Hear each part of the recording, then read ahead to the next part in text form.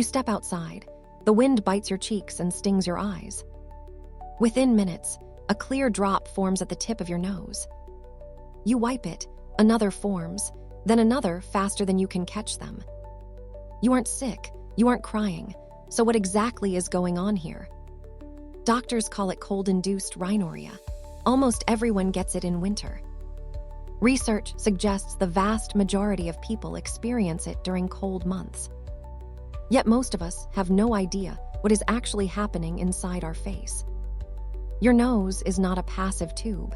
It is a sophisticated climate control system. Every breath you take is conditioned and filtered before it ever reaches your lungs. Cold winter air can enter your nostrils at near freezing temperatures. By the time it reaches your throat, that same air is nearly body temperature. That dramatic transformation happens in fractions of a second. Proctor's lab mapped in detail how the human nose heats and humidifies inhaled air. He showed the nasal lining is one of the busiest tissues in the entire body. Roughly 10,000 liters of air, conditioned by your nose every single day. Inside your nose are coiled structures called turbinates, 3 on each side. They look like scrolls of tissue, densely packed with blood vessels and glands. When cold air hits the turbinates, those vessels swell with warm arterial blood. The tissue acts like a living radiator, transferring heat into the incoming air. At the same moment, nasal glands release fluid to humidify each breath. Without this, dry air would crack and irritate the lining of your lower airways. And the nose produces roughly 1 liter of mucus every single day. Now here is where the runny nose actually begins to form.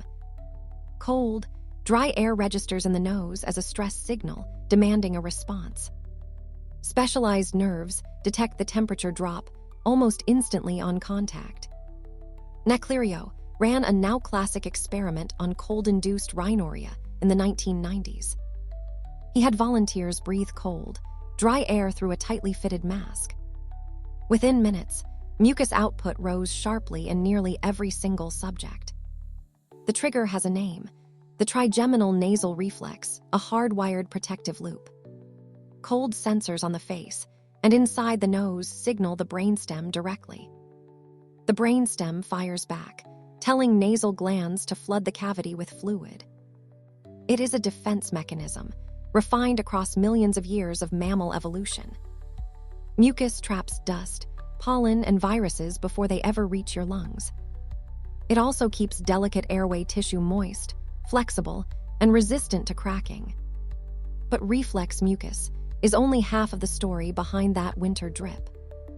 The other half is pure physics, happening inside your nostrils every second. Warm, moist breath leaves your lungs at roughly 37 degrees Celsius and saturated. When that humid air meets cold nasal surfaces, water vapor condenses on the lining. Estimates suggest a meaningful portion of winter drip is condensation, not reflex mucus. Body-warm exhaled air meets nasal walls that are near freezing. It is the same reason your breath turns visible on a freezing morning outside. So your runny nose is not a malfunction. It is the visible proof of survival. People whose noses do not run in the cold may sometimes have reduced nasal nerve sensitivity, though individual variation is normal. The drip is not the problem. It is the system working exactly as designed. Every winter sniffle is a reminder that your body is quietly protecting itself. Heating, humidifying, filtering, condensing, all in fractions of a second. Without this reflex, deep cold air could quickly damage and dry out your airways. Skiers, runners, and Arctic workers know this winter drip especially well. Wiping it away feels like a small inconvenience on a freezing morning. But it is the most visible sign of an ancient and beautifully tuned system. Next time a clear drop forms at your nose in the cold, do not be annoyed.